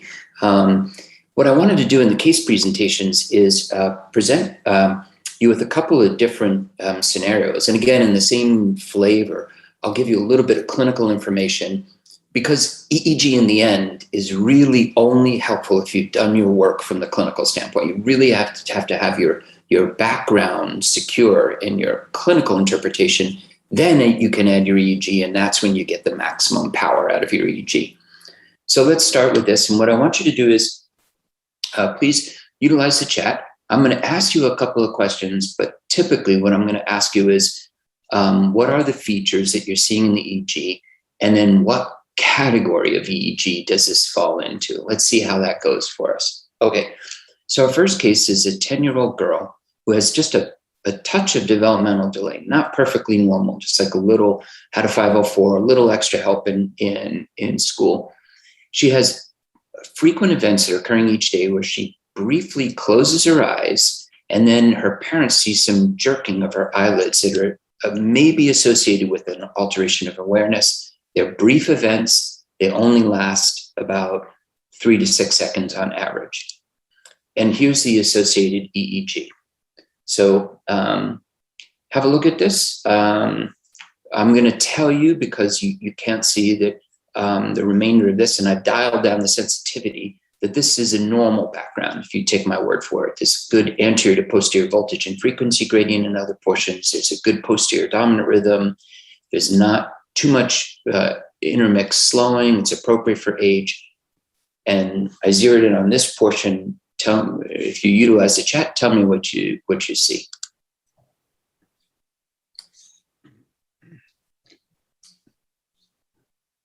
So we have G-Von syndrome and myoclonic absence, but to kind of do it without normally ask, perhaps the categories that we were mentioning first, rather than a specific diagnosis. Yes, I love the way you guys are thinking, and yes, let's take it apart. Exactly. So first, what are we seeing on the EEG? And then based on what we're seeing on the EEG, what category is this? And then we'll go on. But spike and wave discharges, yes. And probably a GGE considering the normal background. Good. What category is it? 1, 2, 3, 4, 5. If you remember the 2. Excellent. Very good. Very good. Yes. So then you've got it. Very nice, you guys. So you look at the EEG and you say, normal background, superimposed generalized spike wave discharges, exactly, occurring at a rate of about 3.5 hertz. And you say, that's my category 2, that northwest quadrant, where you see normal background, stereotype spikes, diffuse, and you say category 2, and then you say, okay, given the age of presentation, beyond MAE, a little beyond typical CAE, or still in the running, and then you say, what kind of other seizures are there? And exactly, you say they're eyelid myoclonia associated with absence, and this is Jevons syndrome. Exactly. Very good. So notice one other feature about this. Can you see my cursor, by the way, or no? Yes, we can see it. Okay, great. Here's the giveaway for Jevons. There, you'll often see slow eyelid closure like this, not a rapid blink, slow eyelid closure. You'll see a brief buildup of fast activity in the alpha frequency range, often posteriorly, and then it gives way to recurrent frontally predominant spike wave discharges, only lasting a few seconds, and then the background comes. When you see this pattern, there are very few things that look like this on EEG. So you can almost jump to the diagnosis as somebody did who's obviously seen this before. But the important point is that if you haven't seen it, that you have some logic, some rubric as a way to approach this so that you can secure the diagnosis. Excellent. Here's another example, same thing. You notice this again. Here's that slow eyelid closure, that buildup of fast activity. And sometimes you see the spike wave discharges and sometimes you don't. So very nice. This was described in 77. And as many people have written, it responds better to treatment like a myoclonic epilepsy rather than an absence epilepsy. And I've seen that it's often not recognized, and people just go for absence epilepsy and don't recognize Jevons syndrome. So this is really nice that you picked this out. Okay. All right. It's going to have a little twist. Spoiler alert. So 17-year-old girl who has seizures in infancy, but we don't know the precise type. And she was originally treated with phenobarbital, but her seizures remitted. And so the phenobarbital was weaned, this is unusual for this kind of what we're going to see. I'm going to forewarn you about this. Then she had no seizures until 7 years of age when she presents with convulsions. And the EEG showed some interesting features. So first I want to show you this page, and I want someone to comment about what you see on this page of EEG.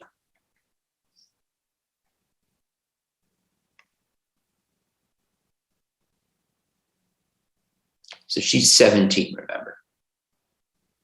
And you can apply Dr. Henry's thoughts as you will. The scope of what's the state? Is it continuous? Is it organized? Is there an anterior to posterior voltage and frequency gradient? If so, what are the principal rhythms like, etc.? Very good. Looks awake due to blinking. Exactly. Diffuse slowing, no AP gradient, no PDR. Exactly. Very good, Matt. Very good, Vanessa. slow, continuous and slowed background. That's it. The most important part of EEG interpretation for pediatric epilepsy is the background. It is not surprising that kids with epilepsy have spikes. The critical thing is to get accustomed to looking at the background rigorously, and you guys are doing a great job. So already, where are we in our Venn diagram of epilepsies? Are we in the southern, or the northern or the southern hemisphere? Exactly. You've got it. We're in the south, and it's diffusely distributed, so we're in the southwest quadrant. That is the critical information. That is what multiple physicians missed for almost a decade of this child's life. So, and you picked it up in about 30 seconds. So good. So here's what they paid attention to. And anyone want to describe what they're seeing on this page?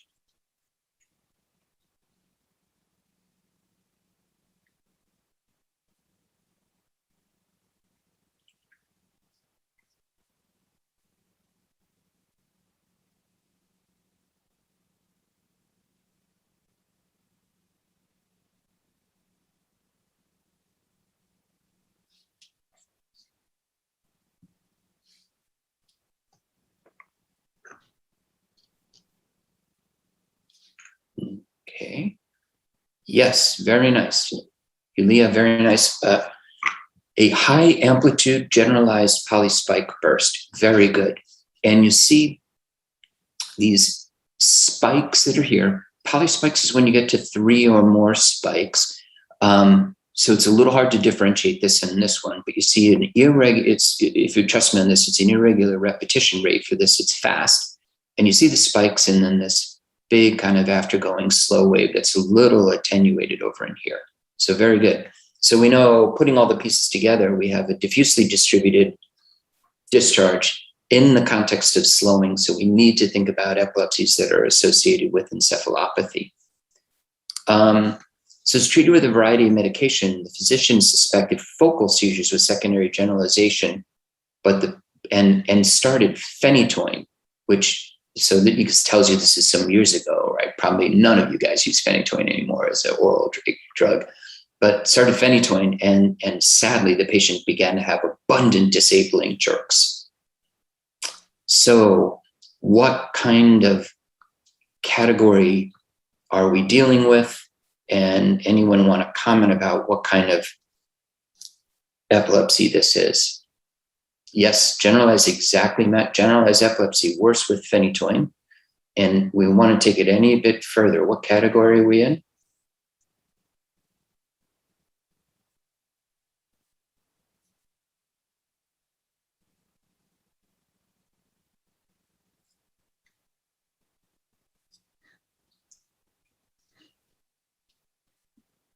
Okay.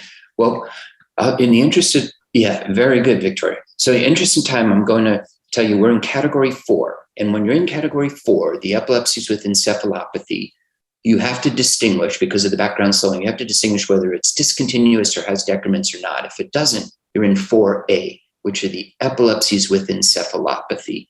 And exactly, progressive myoclonus epilepsy is in that category. And we must think about that when we see someone who's deteriorated and developed myoclonic jerks. Here is an example of the jerks in this our patient. You see a burst of now polyspike wave discharges associated with myoclonic activity on the EMG. Polygraphic tracings are your friends. A surface electrode is really helpful in speeding up your interpretation of the EEG. So very good. Here's another example of an event, and our patient had retropulsion and sudden leg movements associated with. This got worse, by the way, with intention. And one other key feature that I want to show you on this. What are we seeing in here? There's photic stimulation going on in the background.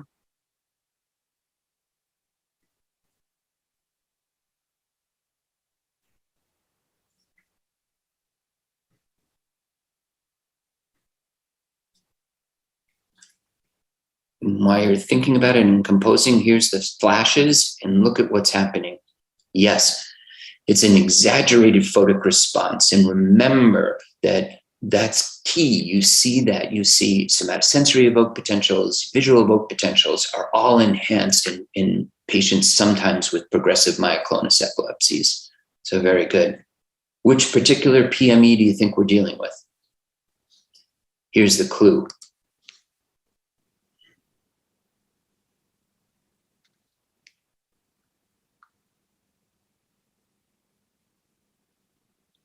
Okay, he's not Lafora, he was Unverricht. Yep, and Unverricht and Lundborg described this, and so this is EPM1, and the patient was positive for that, and sadly had experienced deterioration, but did actually very well with a combination of diet and, believe it or not, CBD. Okay. Case 3, we have to pick up the pace. A 3-year-old with 2 febrile convulsions, generalized clonic seizures with myoclonic seizures, no tonic seizures, has this EEG. I'm going to bypass this and tell you that there was some interictal biparietal theta and has some generalized epileptiform discharges, and then has a seizure that was myoclonic tonic clonic. So super normal background, generalized spike wave discharges, a little bit of biparietal theta. What kind of epilepsy category are we dealing with?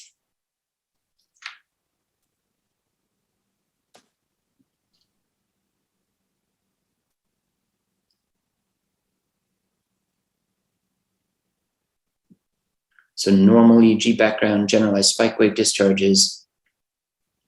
This is category 2. Very good. Thank you, Vanessa. So category 2. And so we just, in order to make the diagnosis, it's so easy. We just pay attention to the age of onset. It's early. And the prototypic seizure, I didn't tell you more details, is myoclonic. The patient actually had myoclonic and then seizures and then suddenly dropped. So which epilepsy is this within the GGEs?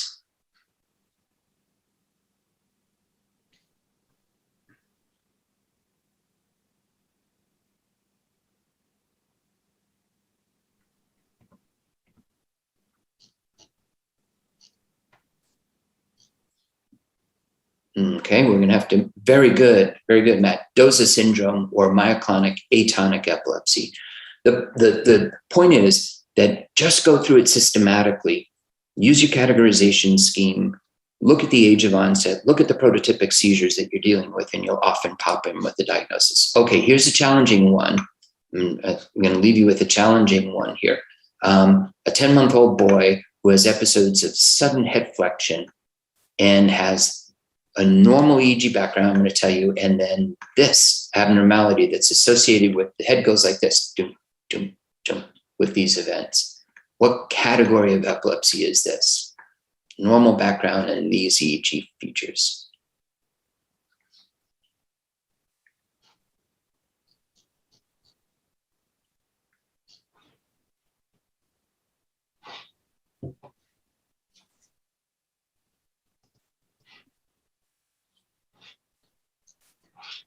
All right, in the interest of time, I'm going to take us through. We're seeing frontally predominant diffuse spike wave discharges. They're not gorgeous and more mature generalized spike wave discharges, but they are diffuse spike wave discharges with a stereotyped appearance superimposed on a normal background. So yes, this is category 2. So if you never encountered this, you would go to your chart and you'd say, what category 2 starts in infancy? And you would realize, oh my goodness, it's what we used to call benign myoclonic epilepsy of infancy. So that's the logic behind using it. Okay, I'm going to wrap up and I'll just show you this very quickly, a discontinuous EEG, so you know you're in category 4B. This is a 4-month-old who has recurrent spasms and then also tonic seizures. And this, of course, is Odahara syndrome. Well, I hope this has helped just been an application of the categorization scheme. And I hope that helps you to bridge between the seizure semiology and the syndromes, where the ILEE kind of leaves us off. You can use your EEG categorization to help you to supply that connector. Well, thank you very much, everybody, for your participation and attention. I really appreciate it. You did a nice job. Dr. Orley, thank you very much. That was a great presentation, great cases. Is that scheme in a published form someplace? It was published some years ago in neurology. And yes, so if you search me in neurology, we published it as an educational tool to help people learn EEG. And then in using it over the past number of years, we realized, oh, wow, it's better than even a tool. It's very practical for, syndrome classification. So yes, it's published in neurology under my name, Christian Korf, Sehi Kim, and Andy Kim. So if you search Kim and Nordley, you'll find it. Great, thank you very much. So really want to thank all the speakers, Dr. Nordley, Dr. Johnson, and Dr. Babulia for a really good session this afternoon. And thank you all for attending. Just to let you know, the fall courses are going on throughout the rest of the weekend. There's actually a wonderful course on neonatal EEG that's going to start about half an hour. And then courses tomorrow on ICU EEG monitoring and intraoperative monitoring, and on Sunday on stereo EEG. So please take a look at the agenda. And if you haven't registered already, still time to do so. And then on behalf of Dr. Liu and myself, again, thank you for attending, and have a good afternoon.